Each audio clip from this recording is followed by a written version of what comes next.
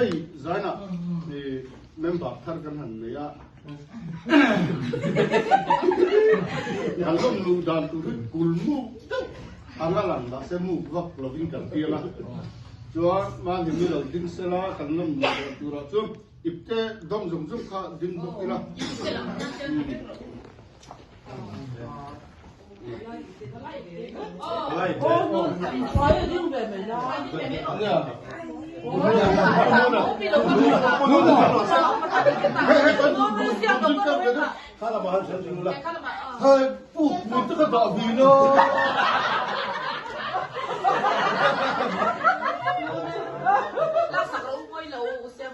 Otro, ichinin tu. Mak, bukan dinti loh, lah ulah aja. Hai usar tu itu kan mem bahasa lo. Bahasa di dalam kan lo ini yang mai ai ban ho rồi.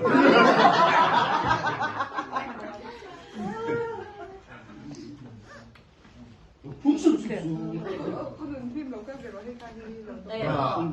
Itu minta dulu. Kalau kan balik kan lebar. Minum semua kolam. Oh, jangan ada kalau orang dari dia. Jangan kalau dona dari dia. Ya, ini dia tidak boleh kan. Soalnya kan. Apa aja kamu?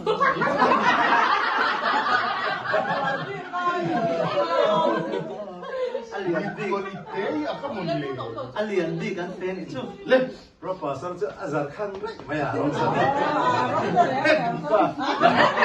Akan kalau soihun pon itu lah bah. Duna cun tiap deh masa tiap vak loving. Ada yang ngante impat nih satu nih nanti dulu lah. Kalau lom tu dua jauh nih. Dikana pate. Ai kamera kamera. Amalo, kamera namanya tu amalo.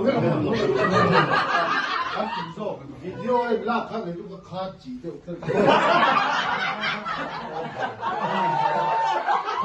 Kamera tu dia lusuh.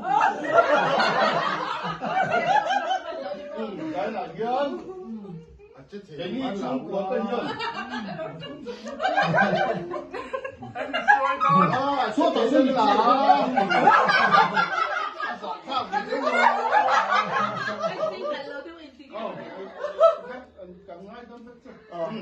Suan, emang ini hai kan sun ko kan lalu dong saya.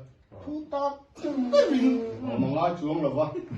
Kan manggian, kan lalu saya cuy. Kan lom lu en tu nang kan lu pui te akan lu zong ka ande tu lah kan in tu bai ko te nang la chu in zo kan lu te bai ga chu lom lu nak ne tak ngai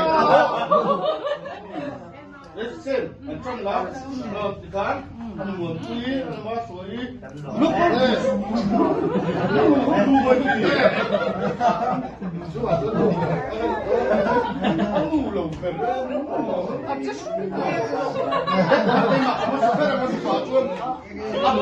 Yung no, do na chu chu ya. Di bawah, kamu sabar lah. Apatah yang gunung berusaha. Kalau ini tidak sewu.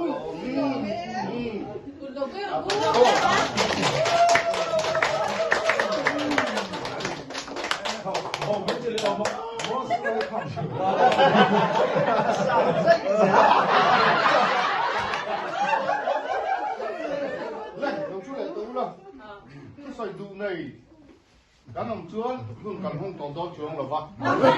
Chết hả? Tham lâu cho bình tì là